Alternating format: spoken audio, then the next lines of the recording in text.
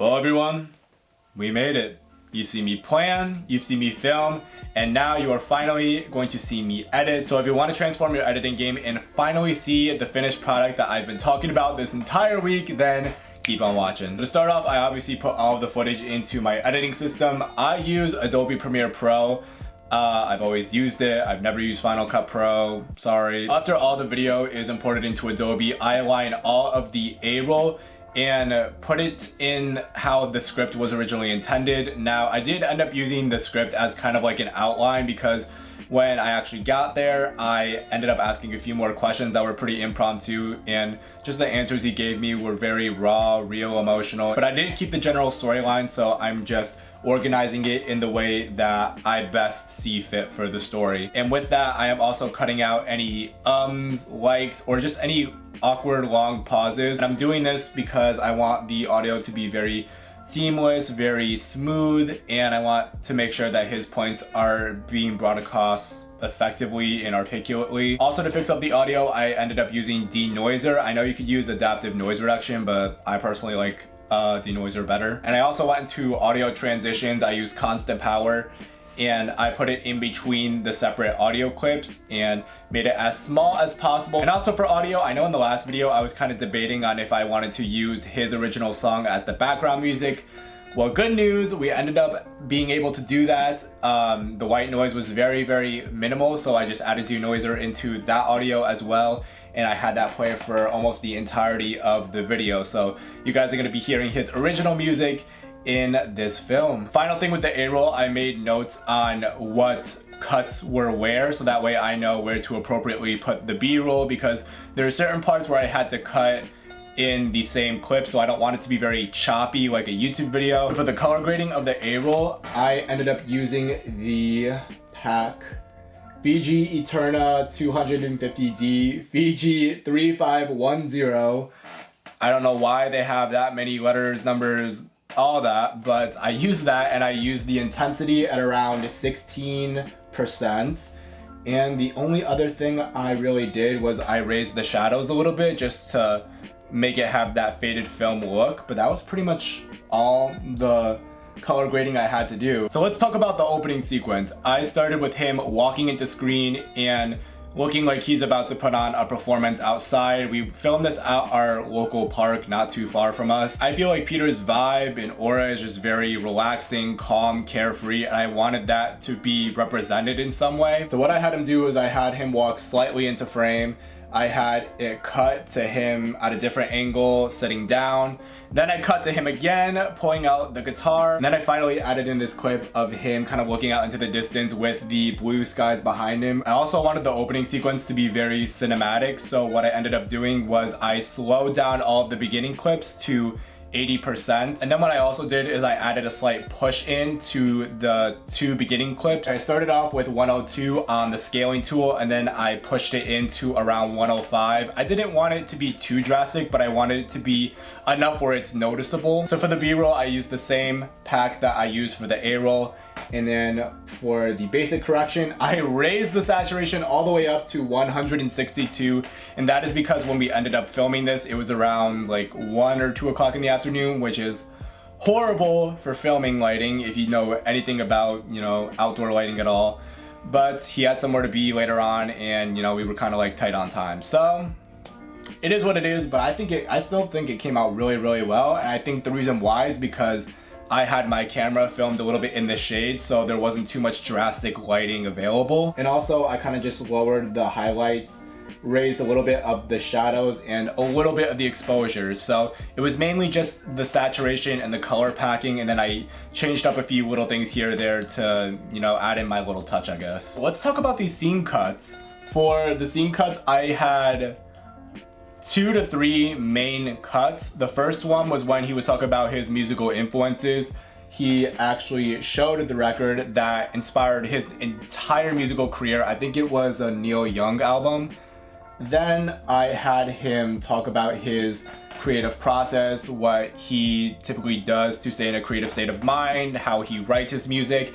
And then he actually did something that was impromptu and ended up being a crucial part of this film. He actually took it upon himself to perform a sample song from his band Milfoil and talk about how he took such a simple song and made it into his own little version of it, and just how he makes things that could be basic into his own unique twist. I'm so glad that happened because, like I said in the last video, I wanted this to have like a day in the life kind of vibe to it, and I feel like that really did break down that barrier between audience and artist, and it just helps people to see how creatives are really living and that they're just normal people like us trying to figure it out. But that is pretty much all of my editing process. I mean, later on I add in the A-roll again, and I do show more of that because, you know, we're getting to the end of the film, and at the end I want it to be more authentic, more real, and I want people to see him physically answering the questions. But I do obviously add in B-roll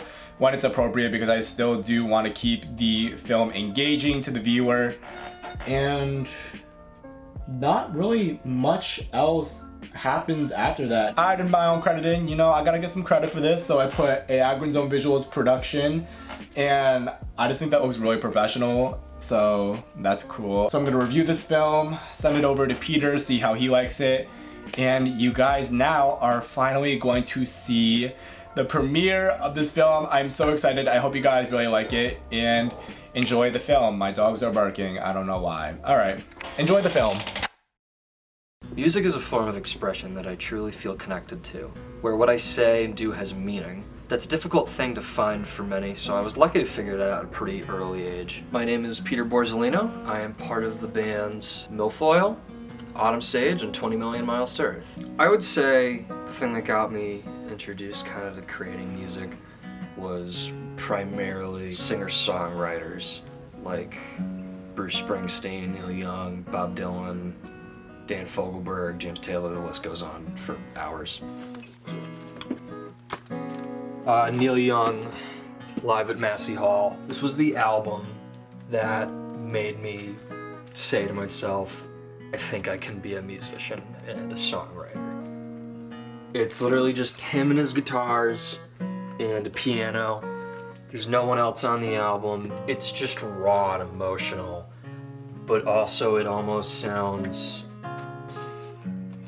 rehearsed in a weird way, because you could tell this is a man who does this every night with no real, you know, break, and it's just, there's something beautiful about it, and it really made me think to myself that I could do whatever I really want with music. So everyone's writing process is kind of different. I also don't know a ton of songwriters. I know the people in my band, obviously, but it's everyone's process is a little bit different. Mine, it's kind of started in this. I have about this much of it filled with songs and ideas. One of the more recent songs that I wrote probably a few months ago is called Kiss My Scars.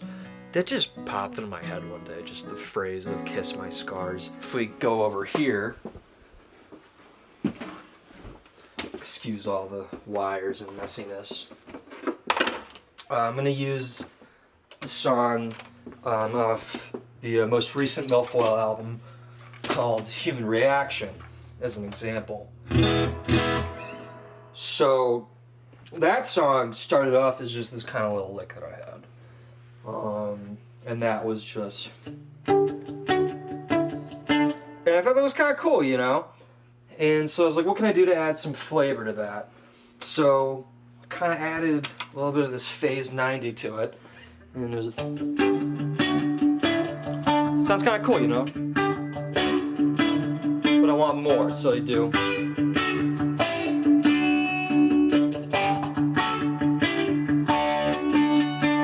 The goal with my music is to just create.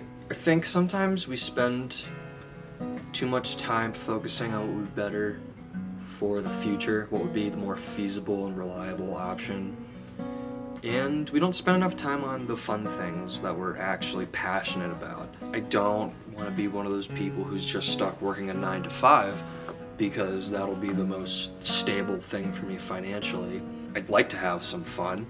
I'd like to think that I was put on this earth to have some fun, not just work some job. for my entire life. And if that's what it comes to, that's what it comes to, but I'm gonna try my best to make the music thing work. As far as my legacy goes, I'd like to have at least one person who understands the music and the lyrics and all these things and feels the need to go create something of their own. I hope, at some point someone could listen to my music and say, this guy went for it, why can't I?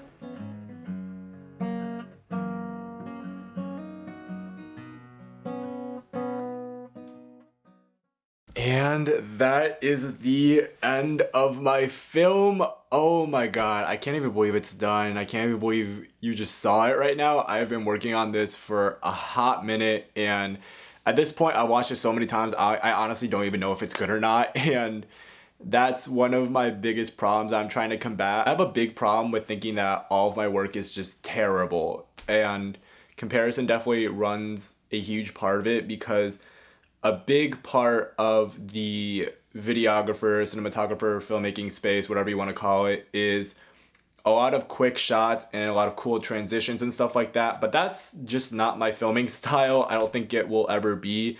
I personally would rather focus more on the story than the visual aesthetics. And, I know that deep down in here, but when I see other people's work and it looks cool as hell, it's really hard to combat those negative feelings, but I'm trying to get over it. I'm trying to just keep it pushing. Let me know what you guys think of the film down below, and I hope to continue this series with all of the films that I am working on.